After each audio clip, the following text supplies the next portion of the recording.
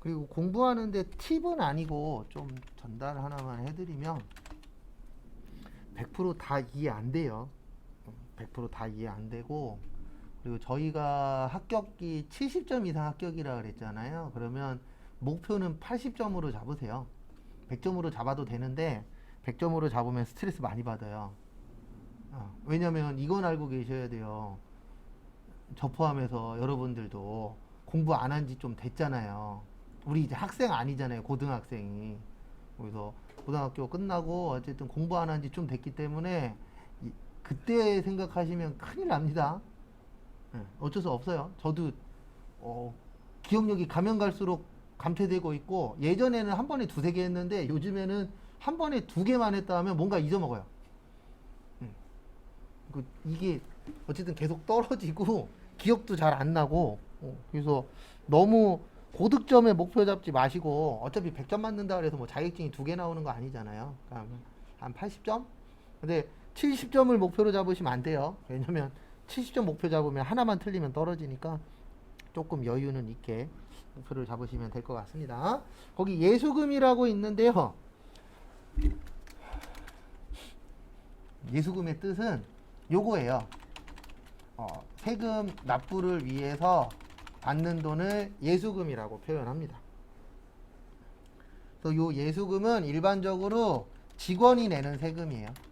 저희가 공부할 때에는 주로 나오는 게, 우리 직원이 세금 내는 경우 있어요, 없어요? 있죠. 대표적인 게 뭐냐면은 우리 월급 받잖아요. 월급 받을 때 건강보험 내요, 안 내요? 내요. 장기요양보험도 내요. 그 다음에 국민연금 내요. 그 다음에 고용보험 빠져나가고, 그 다음에 소득세 내야 되고, 지방소득세, 이런 식으로 내가 월급 받을 때 내는 세금들 있죠. 이런 거가 직원이 내는 세금을 다 통틀어서 뭐라 그래요? 예수금이라고 합니다. 그래서 우리 월급 받을 때 내 통장에서 얼마나 빠져나가지? 내 월급에서 얼마나 빠져나가지? 요거 중요하잖아요. 근데 많이 벌면 진짜 많이 떼요. 저도 회사 다닐 때 1,500만 원까지 계산해 본 적이 있거든요. 저 회사 다닐 때 우리 사장님이 한 달에 1,500만 원이었어요. 그러니까 연봉으로 치면 1억 8천? 그러면 1,500만 원 받으면 실수령액은 얼마일까요? 세금 떼고 나면 얼마 정도 받으면 괜찮을 것 같아요? 저도 이거 계산하고 놀랬어요.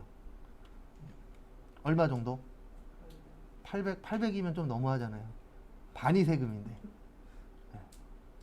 참고로 800 정도 받으려면 한 연봉 한 4, 5억은 돼야 돼요. 4억 정도 되면은 한 반 정도가 세금이에요, 실제. 얼마 받냐면 요만큼 받아요. 1,000만 원 통장에 찍히고 500 정도가 세금이에요, 진짜로. 그래서 많이 벌면 많이 냅니다. 그래서 제가 저때 무슨 생각했냐면 600대도 괜찮으니까 한번 받아봤으면 좋겠다. 근데 진짜 많이 벌면 많이 내요. 왜냐면 우리나라의 현재 최고 세율이 45%예요. 소득세 쪽은. 소득세 쪽은 최고 세율이 현재 45%이기 때문에 원래 많이 벌면 많이 내게끔 구조가 되어 있으니까 어쩔 수 없죠, 뭐. 그리고 저기 뭐지? 산재보험은 아시는 분들은 다 아실 건데 100% 다 누구 부담이에요? 요거는 회사 부담이에요. 직원이 산재보험 내는 회사는 없습니다. 그리고 이것도 하나 알고 계셔야 돼요. 요즘엔 거의 없는데 간혹가다 뉴스에 나와요. 뭐가 나오냐면 분명히 내 월급 통장에서 4대 보험을 떼었는데 내가 4대 보험이 가입이 안 되어 있다. 이런 게 뉴스에 간혹가다 나와요. 그래서 가장 좋은 건 뭐냐면 취업하고 한 달 안에 이게 와야 돼요. 건강보험증. 만약에 그게 안 오면 4대 보험공단에다 전화해 보세요. 나 회사 들어가갖고 가입된 것 같은데 왜 건강보험증이 안 날라오냐 확인을 하셔야 돼요. 왜냐면 이거 가입이 안 되어 있으면 어떤 문제가 생기냐면, 당연히 그러면 안 되겠지만 내가 만약에 일하다가 좀 많이 다쳤어. 그러면 산재 처리해야 되잖아요. 근데 이거 적용 못 받을 수도 있고, 그 다음에 다니다가 잘렸어. 잘리면 이쪽으로 가는 거잖아요. 고용보험. 그래서 고용보험 쪽으로 해서 실업급여 받아야 되잖아요.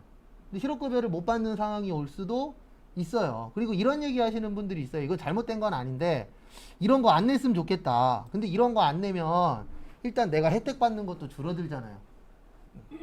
저는 이거 받아본 적은 없어요. 실업급여는. 왜냐면 저는 지금까지 다 네 발로 나갔으니까. 근데 저도 언젠가는 잘릴 날이 올 거잖아요. 그러니까 항상 마음의 준비는 하는데 어쨌든 그날이 오면은 슬플 거예요. 그러니까 예전에도 우리 그런 얘기 하잖아요. 사회생활 하다 보면은 내 자존심을 꺾어야 될 때가 오죠. 예, 그래갖고 한 번 왔었어요. 제가 술을 안 좋아하는데 그때 이제 한 달 동안에 혼술이라는 걸 한 5번인가 6번 해봤어요. 그러니까 별것도 아닌 건데 내가 눈 감으면은 해결은 되는 거예요. 근데 내 자존심이 이걸 허락해야 되냐 말아야 되냐. 근데 왜 그때 눈을 한번 감았냐면 꼬맹이하고 우리 와이프 때문에. 만약에 와이프하고 꼬맹이 없었으면 대판 싸우고 그냥 그만뒀을 건데 이게 돈을 벌어야 되는 상황이니까 내가 눈을 감게 되더라고요. 내가 잘못했다고. 예. 근데 솔직히 내가 그렇게 크게 잘못한 건 없었거든요. 이제 그런 날도 오는데 어쨌든 잘리는 날도 언젠간 오겠죠. 아직까지는 잘리진 않고 다 네 발로 나오긴 했지만 그래도 이런 거 꼭 드시는 게 좋아요. 그리고 연금 같은 경우에는 아시는 분들은 아시는데 뭐 나중에 바뀌긴 하겠지만 현재는 연금으로 받으시려면 몇 회 이상 부어야 되죠? 몇 년? 연금으로 받으시려면 10년. 네, 10년 이상 불입을 하셔야만 현재 법으로는 현재 법으로는 10년 이상 부으셔야만, 그러니까 몇 회 이상이요? 120회 이상 부으시면은 나중에 65세가 되시면 연금으로 받을 수 있어요. 근데 문제가 하나 있습니다. 제 개인적인 예상인데 바뀔 것 같아요. 저도 바뀌면 늦게 받는 거예요. 지금은 현재 65세인데 이게 68세인가 67세로 바뀔 확률이 있어요. 네, 왜 그러냐면 이건 우리 잘못은 아닙니다. 이건 국회의원 잘못인데 고갈될 거잖아요. 어쨌든 국민연금이 없어지진 않아요. 현재 쌓아놓은 게 언젠간 고갈돼요. 근데 왜 고갈되냐면 이거는 국회의원들이 욕먹어야 되는 건데 지금 현재 국민연금이 만들어져 있는 걸로 치면 70세인가에 다 죽어야 돼요. 구조 자체가. 근데 70세가 아니라 지금 100살 가까이 사시잖아요. 그러면 국가가 계산한 것보다 몇십 년치가 더 나가는 거예요. 네, 그러다 보면은 국민연금이라는 게 무한정으로 있는 건 아니잖아요. 돈 자체가. 그러면 이제 뭐 2050년? 아니면 뭐 2040년? 요때쯤 되면 이제 고갈이 될 것이다. 이런 얘기들이 있어요. 근데 고갈돼도 상관없습니다. 왜냐면 어쨌든 받아요. 근데 어떻게 받냐면 국가에서 지원을 해주는 게 아니고요. 지금 현재 국민연금이 9%네요. 몇 프로 낸다고요? 9%. 네, 9% 냈는데 4.5%씩 내요. 그래서 4.5%는 회사, 그 다음에 4.5%는 누가 내는 거예요? 직원이. 현재 구조는 이렇게 되어 있어요. 근데 이게 나중 되면은 20, 30%로 올라가요. 왜냐면 법에서는 국가에서 지원한다라고 안 되어 있고요. 내는 사람한테 왕창 뜯어내서 낸다라고 되어 있어요. 그러니까 못 받진 않아요. 그 대신 이제 자라나는 새싹들이 내야 될 돈이 어떻게 되는 거예요? 늘어납니다. 그래서 나중 되면은 근데 어쩔 수 없어요. 복지국가로 가려면 내가 버는 돈의 반 이상이 세금으로 나가야 돼요. 네. 적게 벌어도. 왜냐면 우리나라의 목표도 지금은 하나잖아요. 복지국가잖아요. 그래서 어쨌든 이런 부분들이 좀 생길 거라. 그리고 꼭 요거 이상은 부으십시오. 전 넘겨놨어요. 120회는. 그 다음에 연금 얘기 나온 겸 뭐 뒤에 가서 간단하게 한번 더 얘기하겠지만 우리나라는 현재 3년금 제도예요. 그래서 국가에서 들고 있는 거 무슨 연금 있어요? 국민연금. 그리고 이제 퇴직할 때 연금으로 받을 수 있도록 무슨 연금 있죠? 퇴직연금제도 있어요. 네, 내일이나 모레쯤 볼 거예요. 요번 주에. 그 다음에 사적연금이라고 있어요. 요건 개인적으로 드는 거예요. 그래서 뭐 보험회사나 아니면 은행이나 이런 데 가면은 연금 들으라고 얘기 들으신 분들이 있을 거예요. 그거를 무슨 연금이라 그래요?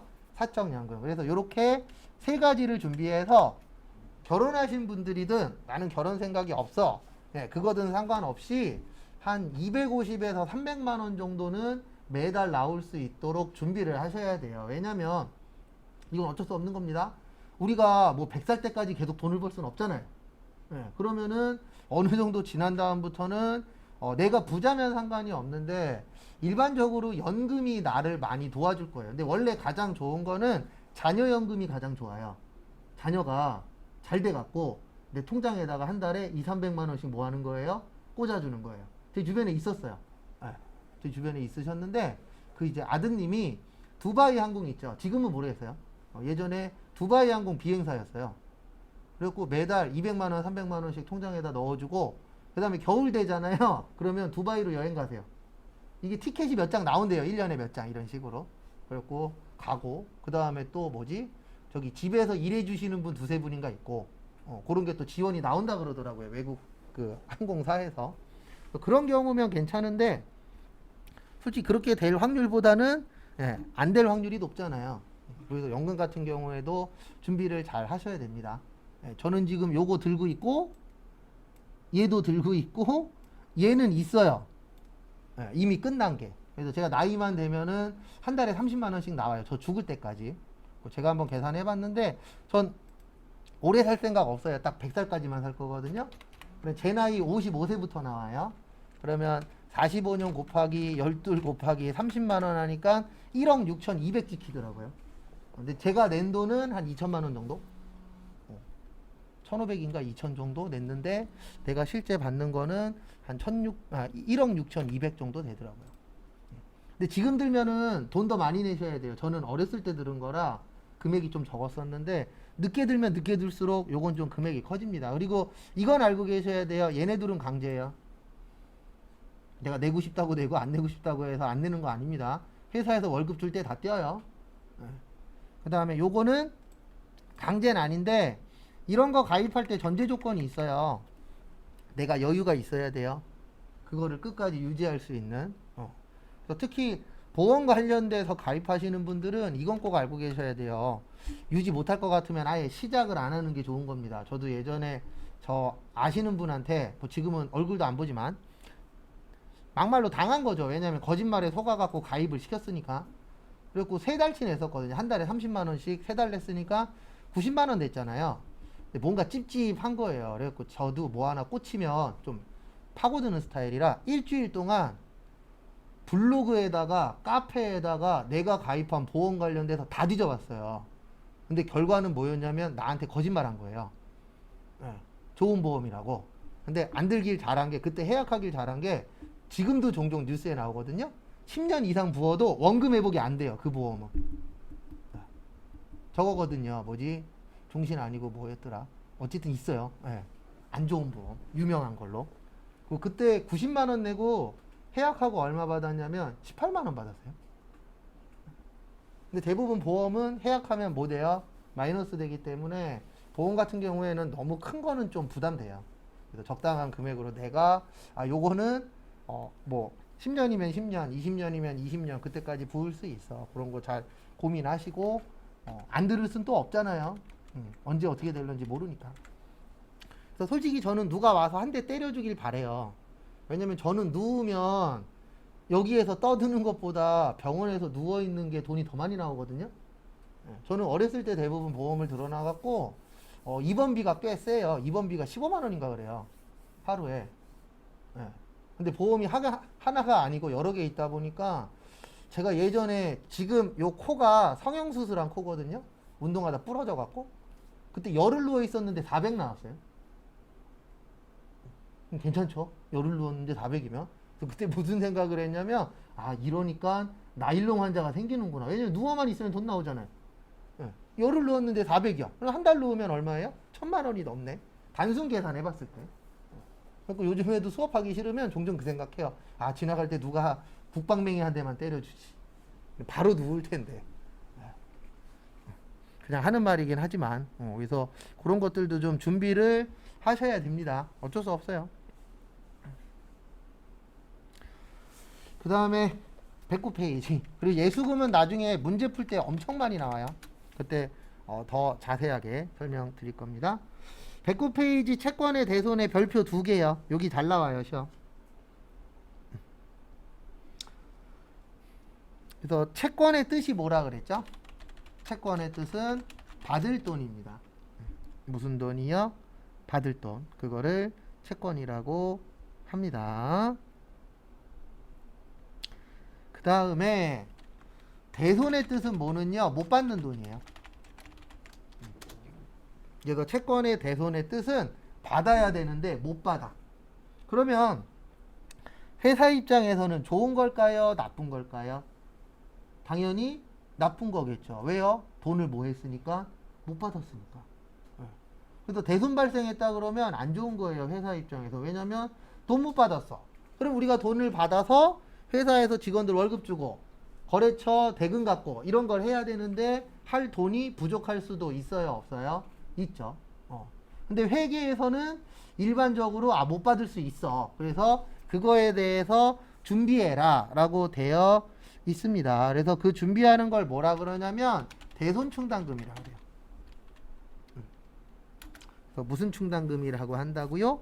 대손충당금.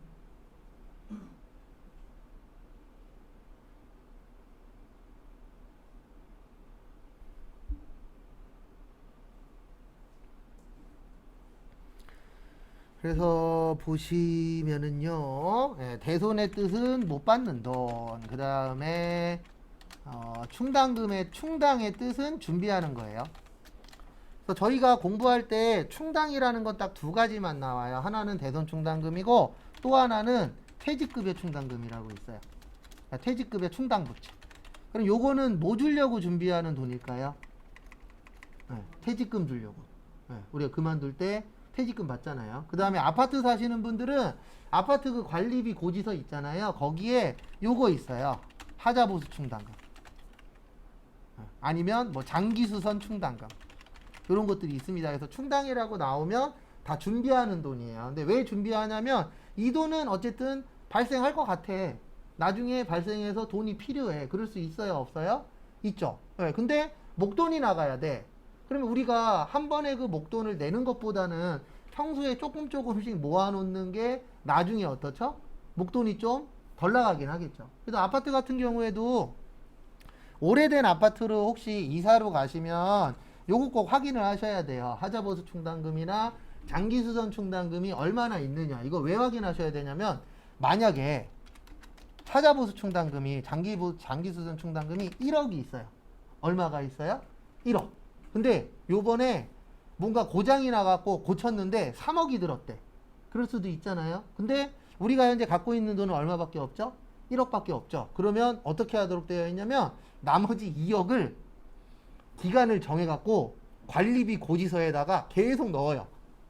그리고 거기에 있는 입주민분들이 그 돈을 뭐 하는 거예요? 나누어서 내는 거예요. 구조가 이렇게 되어 있어요. 그래서 내가 평소에 잘 모아놨느냐, 이게 중요한데 우리나라는 좀 잘못된 게 뭐 대부분 다 그 마인드로 집을 사니까 그 한 집을 샀을 때, 아파트를 샀을 때 오래 살 생각으로 사요? 한 3년이나 5년이나 10년 안에 가보려면 팔 생각으로 사요? 팔 생각으로 사죠. 그러다 보니까 이거 많이 쌓아놓는 걸 좋아하지 않아요. 우리나라 사람들은 그런 게 좀 있어요. 왜냐면 나는 이 집에 오래 안 살 거야. 그러니까 이런 충당금 같은 거 많이 내지 않았으면 좋겠어. 그래갖고 만약에 옆에 아파트가 요런 충당금을 5,000원 걷어. 근데 우리는 10,000원 걷잖아요. 그러면 관리실 와갖고 쌍욕해요. 이거 실제 저도 예전에 잠깐이긴 했지만 아파트 회계도 가르친 적 있었거든요. 근데 그때 아파트에서 일하신 분들한테 얘기 들어보면 실제 그런 일들이 비일비재하대요. 요즘에는 인터넷 들어가면 옆에 아파트가 관리비 얼마 내는지 다 떠요. 인터넷에. 그래갖고 만약에 똑같은 평수야. 근데 우리는 관리비로 15만 원이 나오고 옆에는 10만 원이 나와. 그러면 들고 뛴대잖아요. 관리사무실로 욕하러 오려고. 왜 옆에는 10만 원인데 우리는 15만 원이냐. 그래서 예전하고 마인드가 다르기 때문에 모르겠어요. 뭐가 정답인지는. 근데 뭐 그런 분들이 잘못됐다. 그건 아닙니다. 왜냐면 어쩔 수 없잖아요. 자유민주주의니까 돈이 어쨌든 1순위이기는 합니다. 근데 모르겠어요. 저는. 꼭 그렇게까지 해서 돈 버는 게 행복한지는 사람마다 다르니까. 그 다음에 우리가 알아야 되는 건 요거 알아야 돼요. 보충법. 그래도 충당 나오면은 머릿속에서 보충법이야. 이게 기억이 나셔야 됩니다. 그래서 보충법이 뭐냐면 모자른 것만큼 뭐 해주는 거예요? 보충해 주는 거예요. 그러니까 만약에 우리가 10,000원이 필요해요. 얼마가 필요하다고요? 10,000원. 근데 현재 7,000원밖에 없어. 이럴 수도 있잖아요. 그러면 얼마가 부족하죠? 3,000원. 요 부족한 것만 보충해 준다. 그래서 요걸 무슨 법이라고 하세요? 보충법이라고 합니다. 그래서 그 정도만 기억하시면 우리 공부하는 데는 지장 없어요. 그리고 이거 컴퓨터가 도와줍니다. 요즘에 프로그램이 좋잖아요.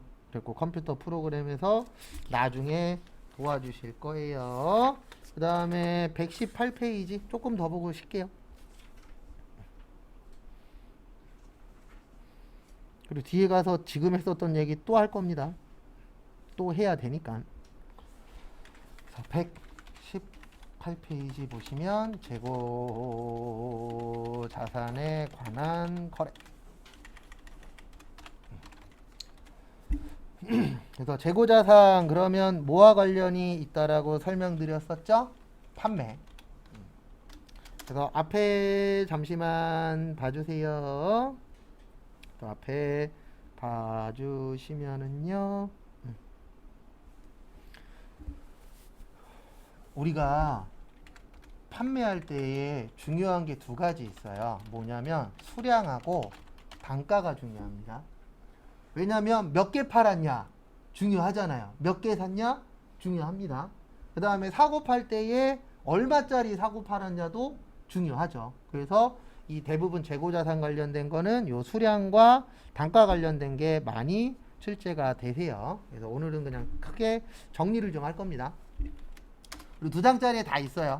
네. 그리고 얘는 내일 쪽지 시험 안 보고 저기 언제냐 목요일 날 볼 겁니다. 그래서 수량 결정 방법에는 세 가지가 있어요. 하나는 장부에다가 계속 적어야 돼. 그래서 무슨 기록법이요? 계속 기록법. 요 계속 기록법은 주로 사무실에 있는 사람들이 많이 써요. 그러니까 어떻게 쓰냐면은 물건 10개 샀대. 그럼 매입에 몇 개요? 10개. 물건 5개 팔았대. 그럼 매출에 몇 개요? 5개. 이런 식으로 장부에다가 계속 적는 거예요. 그래서 사고 팔고 많이 하잖아요. 그래서 그렇게 계속 기록한다. 그래서 무슨 법이세요? 계속 기록법. 그 다음에 실지재고 조사법이라고 있어요. 요거는 실제 창고를 가는 겁니다. 그래서 창고에 가서 10개 남았네. 이럴 수 있잖아요. 어떨 수 있냐면 우리가 지금까지 만약에 100개를 샀어요. 요건 지울 거예요. 몇 개 샀다고요? 100개. 그 다음에 창고에 갔더니 10개가 있어. 그러면 몇 개 판 거예요? 90개는 판매했다라고 볼 수 있어요? 없어요? 있죠. 이걸 뭐라 그래요? 실지 재고 조사법이라 그래요. 그래서 100개 샀는데 10개 남았네. 그러면 우리는 90개 판 거야. 이렇게 보는 게 실지 재고 조사법. 그 다음에 가장 좋은 건 이거예요. 혼합법. 근데 왜 혼합법이 가장 좋냐면은요. 혼합법은 장부하고 창고하고 똑같아야 돼요. 계속기록법이 장부에 쓰는 거고 실지재고 조사법이 창고 가서 확인하는 겁니다. 그래서 우리가 장부에 10개가 있으면은 창고 가도 몇 개가 있어야 되죠? 10개가 있으면 가장 이상적인 거잖아요. 왜냐면 장부에 10개고 창고에 10개야. 그러면은 똑같잖아요. 네. 그럼 퇴근할 때에도 마음이 어때요? 좋습니다. 네. 근데 회사 가시면 희한한 게 제가 장부 담당도 해보고 창고 담당도 해봤는데 이게 잘 안 맞아요. 그러니까 장부에는 11개인데 창고 가면 10개야. 아니면 거꾸로 장부는 10개인데 창고 가면 11개야. 이게 막 뒤죽박죽일 때가 있어요. 저도 예전에 한번 회사 다닐 때 3일 동안 창고를 진짜 막 정리해갖고 맞춰놓고 일주일에 또 가서 또 계산해봤는데 또 안 맞더라고요. 참 희한해요, 보면은. 창고 열쇠도 나밖에 없었는데 참 희한하더라고요. 그래서 이렇게 세 가지 방법이 있고요. 그 다음에 얼마인지 계산하는 것도 중요하잖아요. 그래서 단가 결정 방법도 있는데 하나씩 계산하는 걸 개별법이라 그래요. 요거는 몇 개씩 계산하는 거예요? 하나씩. 그래서 얘의 특징은 가장 정확합니다. 몇 개씩 계산하니까 하나씩. 그래서 우리가 과자도 보면은 개별 포장이라고 있잖아요. 그건 몇 개씩 포장되어 있어요? 한 개씩. 근데 이거의 단점이 뭐냐면 가장 정확한 대신 시간이 어때요? 오래 걸려요. 왜냐면 몇 개씩 계산하기 때문에 한 개씩. 그 다음에 아마 요거는 아르바이트 하셨던 분들이 많이 들어본 용어일 거예요. 선입선출법.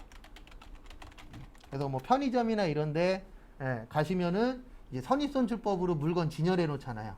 그래서 가장 오래된 거 가장 앞에 놓고 가장 새 거는 어디에 놓죠? 뒤에 놓죠. 요걸 무슨 법이라 그래요? 선입 선출법. 그래서 가장 많이 쓰는 방법 중에 하나입니다. 왜냐면 사장님 입장에서 사업하시는 분 입장에서는 옛날 걸 먼저 파는 게 좋은 거잖아요. 그리고 새 거는 가장 나중에 팔고. 그래서 이런 분들이 있어요. 쇼핑몰이나 인터넷에서 물건 살 때 꼭 댓글에다가 이렇게 남겨요. 저 물건 샀어요. 가장 최근 걸로 보내주세요. 이렇게 쓰시는 분들 종종 있어요. 예. 그러면 거기 사업하시는 분이 아이고 거기에다 댓글로 예 제가 잘 보고 최근 걸로 보내드리겠습니다 라고 적어놓고 언제 걸로 보내줘요? 옛날 걸로 보내줘요. 그건 어쩔 수 없습니다. 왜냐면 최근 걸로 주면 자기한테 마이너스니까. 그래서 오래된 게 있으면은 오래된 걸로 먼저 보내줄 수밖에 없죠. 왜냐면 돈 벌어야 되니까. 그 다음에 반대로 새 거를 먼저 파는 걸 무슨 법이라 그래요? 후입선출법. 그래서 새 거 먼저 팔면 후입, 옛날 거 먼저 팔면 뭐예요? 선입.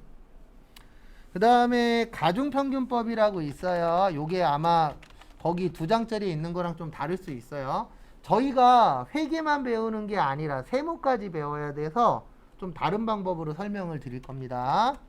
가중평균법엔 원래 이렇게 2가지가 있거든요. 이동평균법하고 총평균법이 있는데 세무 때에는 이렇게 기억을 하셔야 돼요. 가중평균법에다가 계속기록법을 쓰면 요게 이동평균법이에요.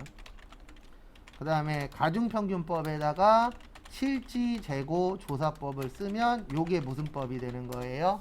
총평균법. 저희는 요렇게 외워야 돼요. 왜냐면 요거는 전산 세무에 나오거든요.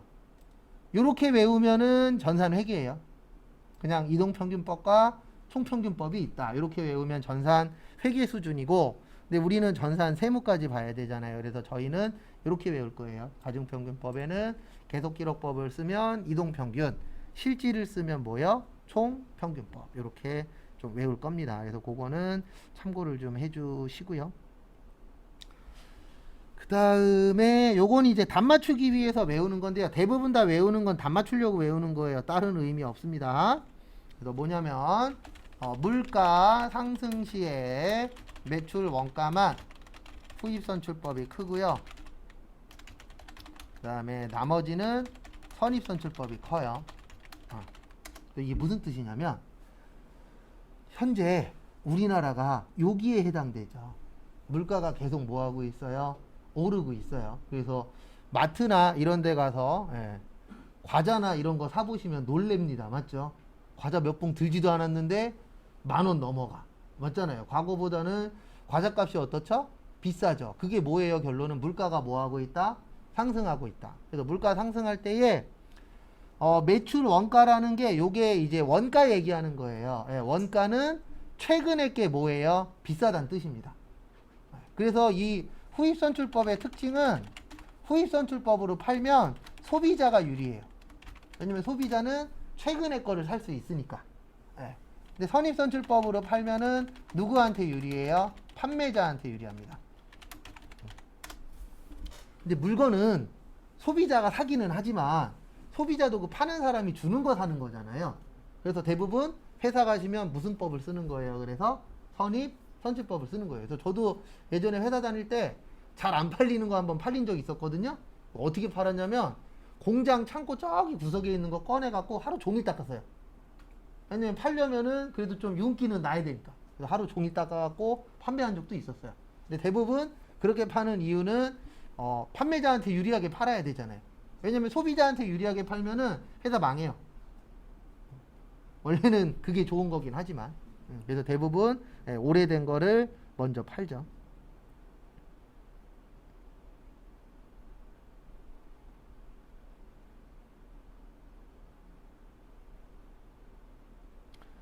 그래서 참고하시기 바랍니다. 그 다음에 감모손실이라고 있어요. 이것도 주로 세무 쪽에 나오는 내용입니다.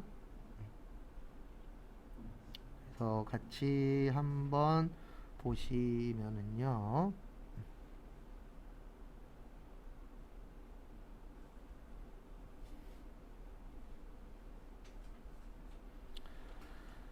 지금 보시면 간모의 뜻이 뭐냐면은요 수량 부족이에요. 무슨 부족이라고요?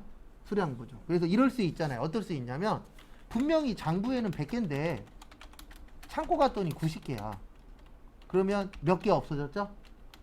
10개 없어졌죠? 이걸 간모라 그래요. 한자로.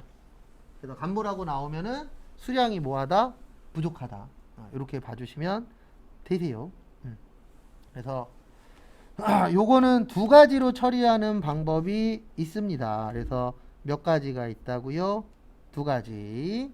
그래서 하나는 뭐냐면 정상적. 그 다음에 또 하나는 비정상적. 이렇게 이제 두 가지로 나누어져 있고요. 정상적일 때는 원가 처리하고 붕괴는 안 해요. 그 다음에 비정상적일 때는 영업의 비용 처리하고 붕괴하도록 되어 있습니다. 그래서 간모 그러면 수량이 부족한 건데 정상적은 뭐냐면 우리가 일반적으로 평소대로 일을 하는데도 아무런 문제 없이 일을 하는데도 없어지는 게 발생할 수 있다. 요거를 정상적이라고 표현하는 거고요. 비정상적은 갑자기 막 태풍이 오거나 벼락이 치거나 그래갖고 회사 자체의 물건이 뭐 부서지거나 이런 경우가 생길 수도 있겠죠. 그런 걸 뭐라 그래요? 비정상적. 그래서 저도 예전에 제조회사 다닐 때 한번 태풍이 왔었거든요. 태풍이 왔는데 공장이 난리도 아니었어요. 막 공장 위에 뚜껑 막 날아다니고.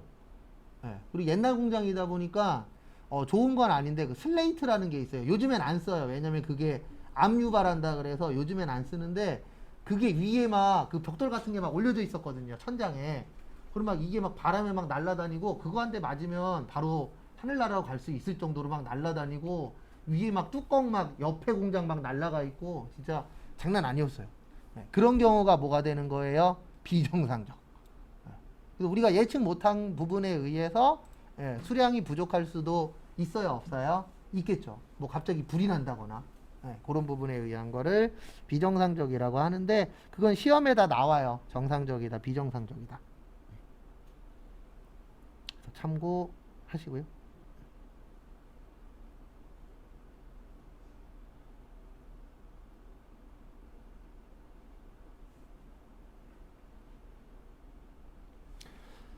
그 다음에 보실 게 재고자산 평가손실도 있어요. 그래서 평가 나오면은 언제 하는 거라고요?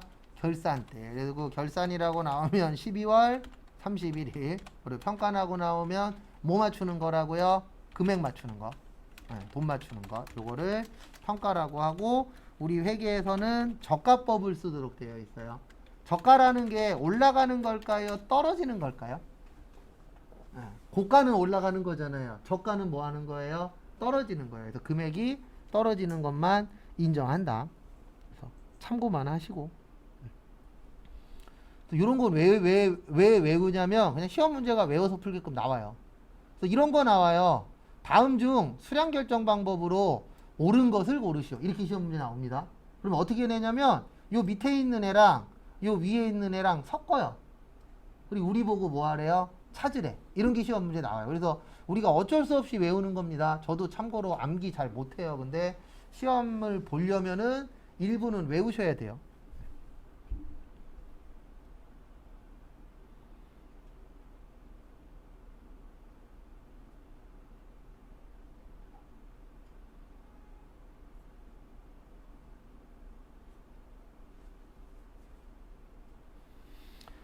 그래서 참고하시고요. 교재 조금 보도록 하겠습니다.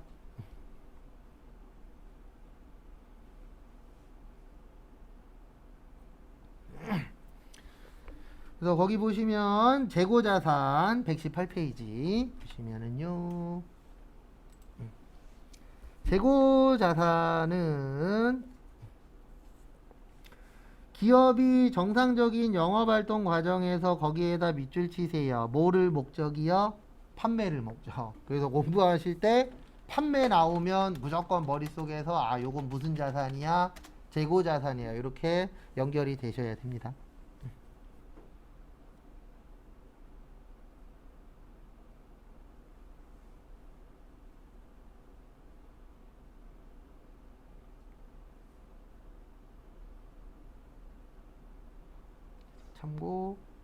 하시고요. 그 다음에 재고자산의 종류 보시면 거기에다 밑줄 좀 쳐주세요. 종류에서 상품, 제품, 제공품, 원재료.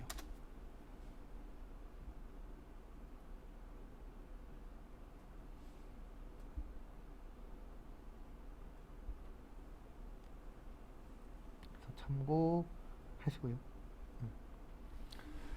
그래서 상품은 제가 이렇게 설명드렸었죠. 상품은 사다가 뭐 하는 거라고요? 파는 거. 네, 그 다음에 제품은 만들어서 파는 거라 그랬는데 제품의 뜻이 완성품이에요. 왜냐면 완성되면 팔아야 되잖아요.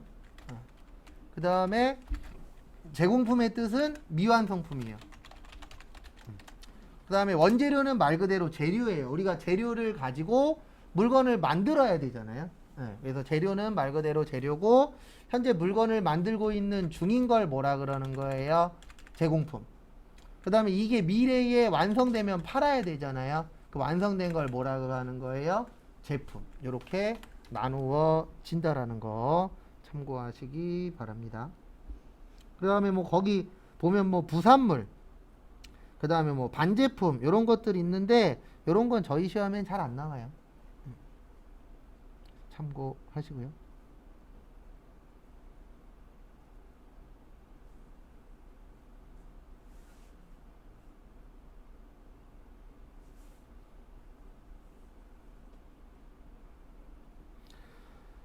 그 다음에 또 보시면은요.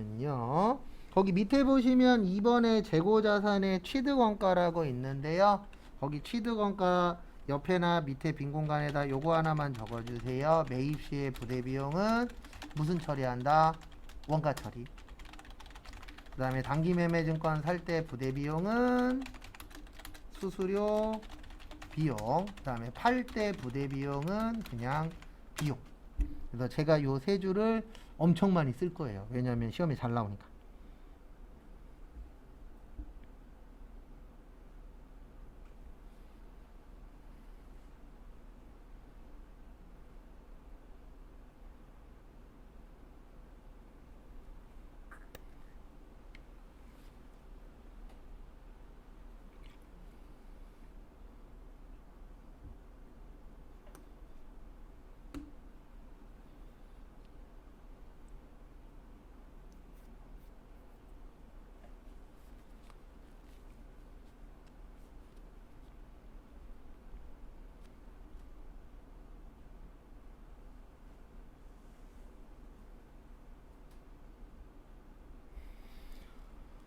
그래서 참고하시고요.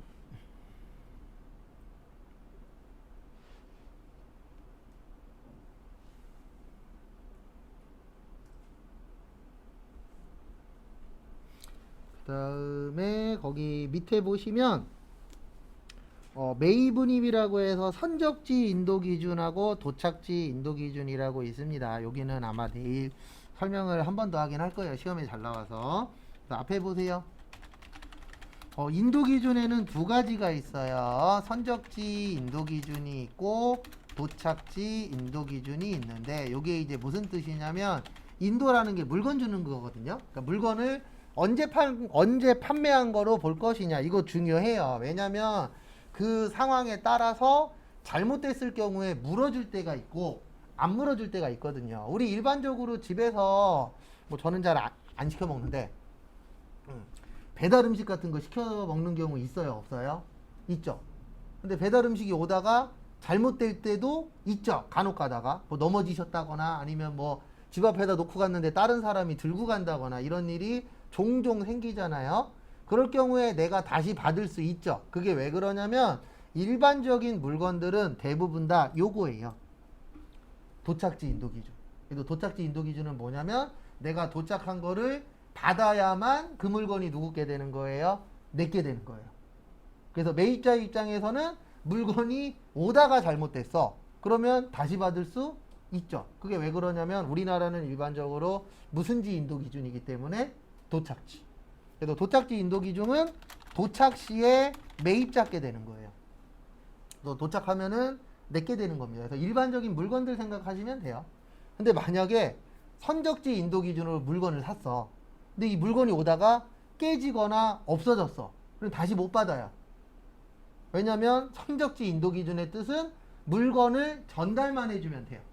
그러니까 음식으로 치면은 거기 식당에서 배달하시는 분한테 주죠. 그럼 그 다음부터는 잘못돼도 식당에서 책임 안 지는 게 선적지 인도 기준이에요. 왜냐면 선적이라는 게 물건을 실어만 주는 거거든요. 물건 실었어. 근데 오다가 오토바이 아저씨가 사고가 나서 음식이 없어졌어. 그럴 수도 있잖아요. 저도 최근에 여기 와이프랑 이틀 전이었나? 3일 전에 운전하다가 웬만하면 꼬맹이 있으면 욕 잘 안 하거든요. 혼자 있을 때는 욕도 좀 하고 하는데, 근데 꼬맹이 있는데 욕이 나왔어요. 근데 왜 나왔냐면, 저는 우회전 깜빡이 켜고 우회전으로 들어가고 있는데, 갑자기 뒤에서 오토바이가 이렇게 와갖고 내 앞으로 해서 나가는 거예요. 조금만 한 3, 4cm만 더 꺾었으면 박았죠. 나도 모르게 욕이 나오더라고요. 근데 그분들 뭐라 그래야 되나, 좀 무식하게 운전하긴 해요. 그리고 저도 요즘 좌우를 좀 열심히 보는 편이거든요. 특히 번화가 가면 좌우를 더 열심히 봐요. 왜냐면 오토바이 운전하시는 분들 때문에. 돈 버는 거 중요한데 잘못하면 크게 다쳐요. 맞죠? 그리고 갑자기 옆으로 뭔가가 훅 들어오는데 놀랬어요. 왜냐면 옆에 봤을 때 분명히 없어갖고 들어가고 있었거든요. 항상 운전하시는 분들은 조심하시고. 그래서 선적지 인도 기준이면은 물건을 싣는 데까지만 책임을 지는 거예요. 그래서 물건이 오다가 잘못되면 책임질 필요가 있다 없다? 없다. 그래서 선적시에 매입 잡게 되는 겁니다. 그래서 이렇게 두 가지로 나눠져요. 뭐가 더 좋다보다는 어느 부분까지 책임을 질 거냐. 그래서 우리나라는 일반적으로 여기 해요. 도착지. 그래서 도착해서 물건 받아서 괜찮네요. 그러면은 해결되는 거죠.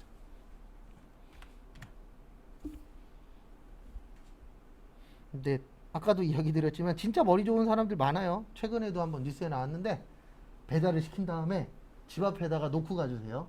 그리고선 다른 사람이 거기 와갖고 그거를 갖고 갔어. 근데 봤더니 전화한 놈이 그 놈인 거예요. 그러니까 다른 집에 배달 오라는 것처럼 해놓고 이제 자기네 집 옆집에다 이렇게 배달시켜 놓고 없어졌다고 이제 또 전화를 하는 거죠. 그 CCTV 돌려봤더니 그 놈이 갖고 갔어. 별의별 사람 다 있어요. 그리고 오늘 아침에 보니까 최강자 나타났던데 그거 보셨어요? 부인 모텔에서 그 중학생 남자애들 무인 모텔에서 중학생 남자애들끼리 무인 모텔을 들어가서 술을 먹었어요. 근데 무인 모텔 대부분 CCTV 있잖아요. 그리고 CCTV로 해서 경찰에서 신고해갖고 경찰이 갔는데 걔네가 촉법소년이잖아요. 걸려도 크게 문제가 없잖아요. 경찰한테 죽이든 살리든 알아서 하라고 배짱으로 나오는 거죠. 법이 좀 바뀌기는 해야 될 것 같아요. 그런 애들까지 법에서 보호해줄 필요는 없는 것 같은데. 아침에 그거 난리 났더라고요. 뉴스로 나오는데 뭐 저런 애들 있을 수는 있지만 이제 경찰도 어떻게 못하는 거죠. 왜냐면 촉법소년이니까. 그냥 제가 알기로 걔네들은 훈계만 하고 보내야 되는 걸로 알고 있는데 앞으로 그런 일이 더 많아지지 않을까. 어쨌든 문제는 되긴 할 것 같은데.